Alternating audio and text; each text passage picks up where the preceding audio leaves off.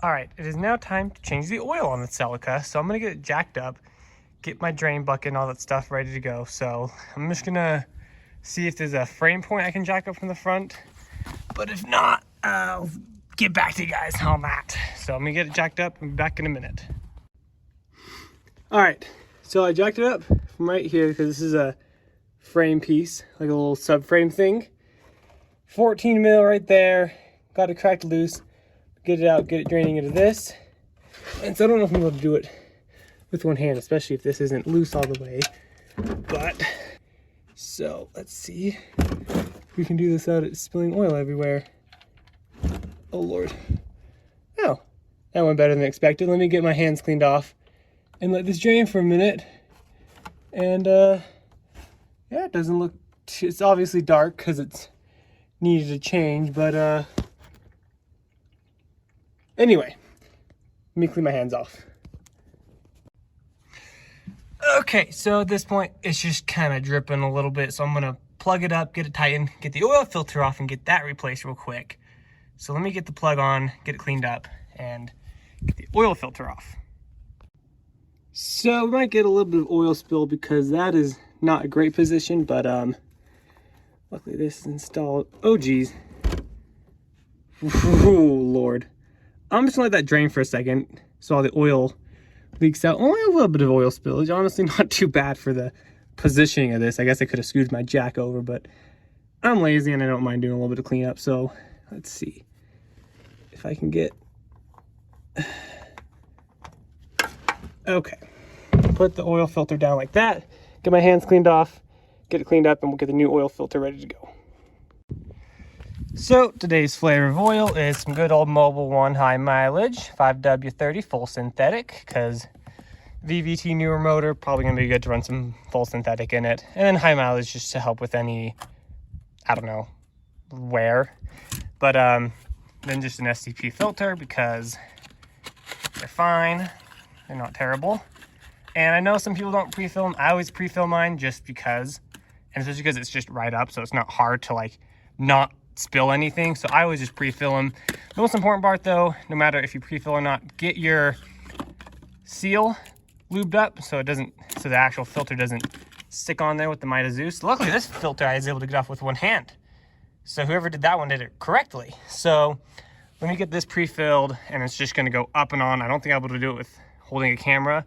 So I'm also gonna, see if I can show you. I'm going to clean the surface, make sure there's no dirt or grime that could cause any sealing issues. So I'm gonna get all that dirt and grime wiped off.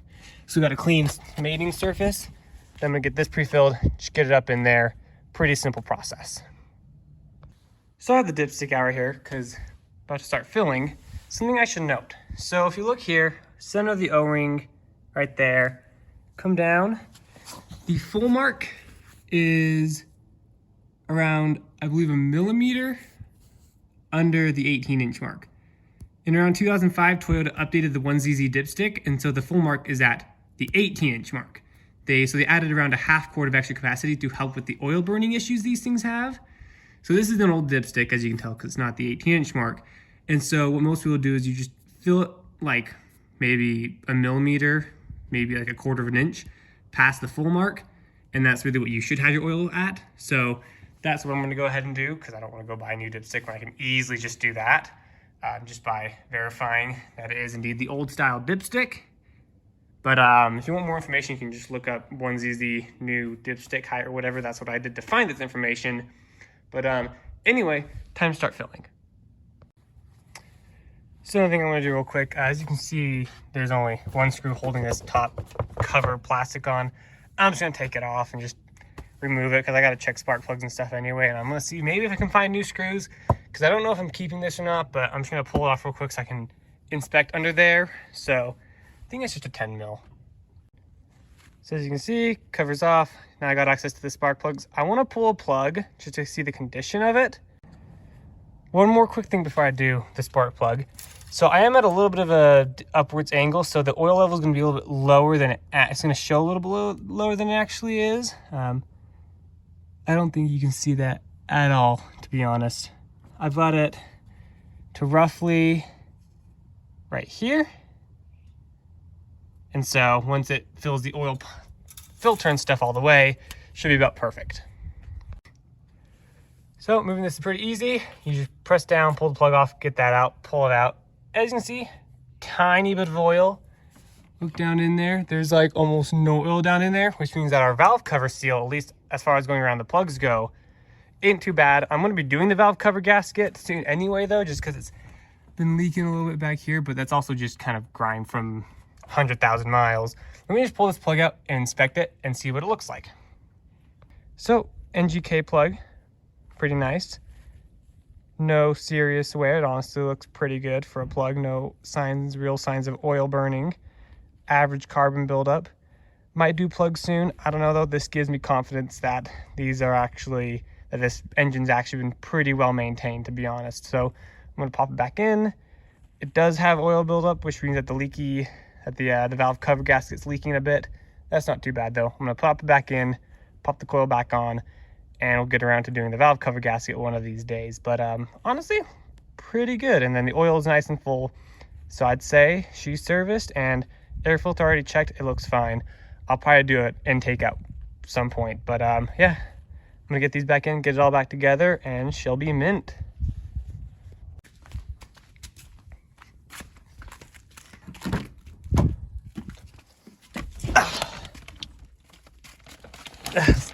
I can't do this with, there we go, I got it.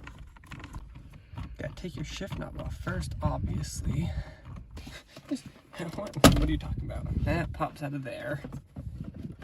And that comes out like this. And you've got to unplug it from back here. There we go. Just kind of pop that out. Look at that. So then the next step, once you get your boot out, you have to go through and remove the little metal frame that is inside of this outer seam. There'll be a little metal frame that we're going to take out, and Amanda's just going to use a seam ripper to rip all the seams out. So we're going to do that next. So I have not mentioned it yet, but if you guys can't tell what we're doing, is we're making a custom shift boot for the Celica. We did this on the Accord and it was just a short little TikTok, but we're going to make a full-length feature film on this.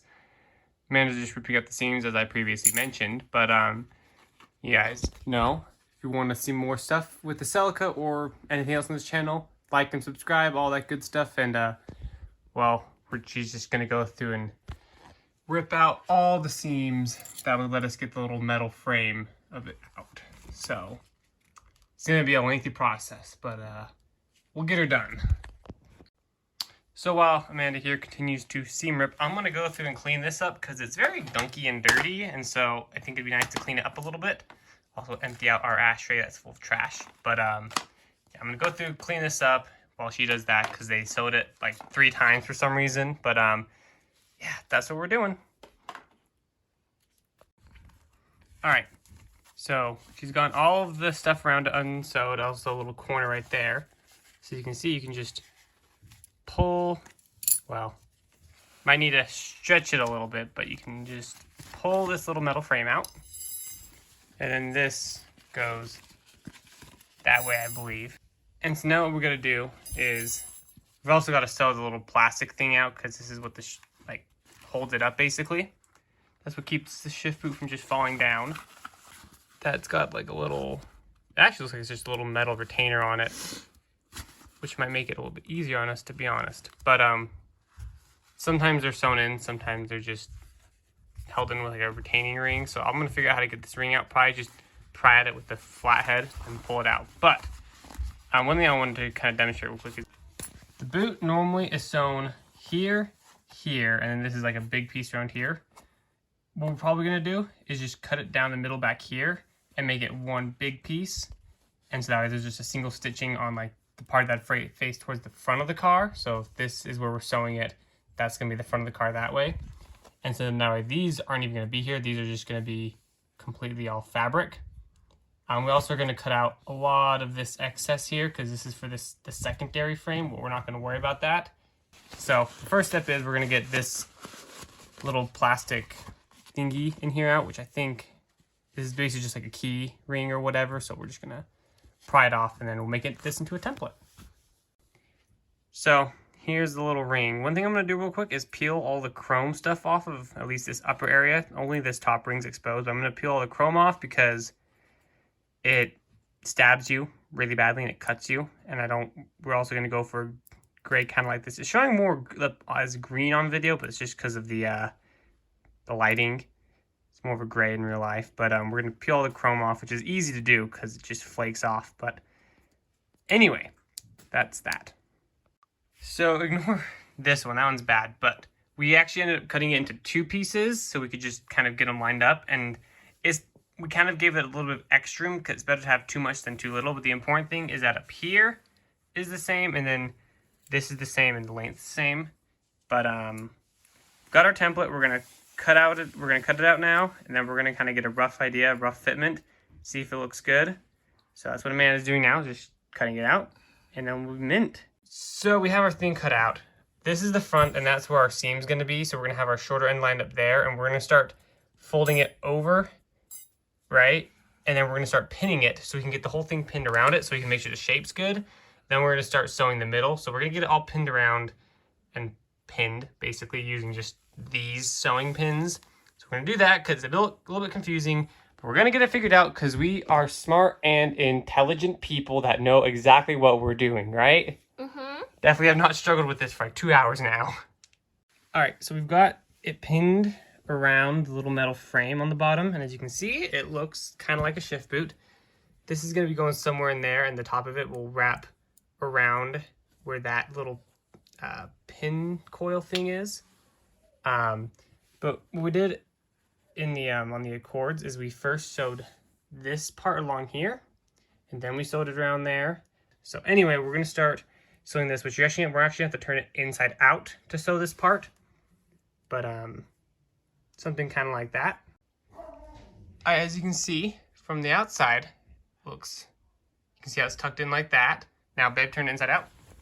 You can see it's because she did a, what did you call this stitch? Stab stitch. Stab stitch, where you go like through and then back through, up and then back down. And then now the last step is just to do that same thing around the edge, and then we'll test fit it on the car. So let's see, this is supposed to go like this. Do it the way it's supposed to be done. How about? Then that goes in there. And then that goes in. Gets just kind of pressed into there. Look at that. You can't even see any of the seams anywhere. So now we got to go actually put it in the car and test it there. So cut back to you guys in the car. This, as you know, just has to be plugged in. Just like that. Like that. Oh yes, look at that. Here we go. And then you can do that. Here we go. And that has all the stretch it needs to get into any of the gears. Look at that.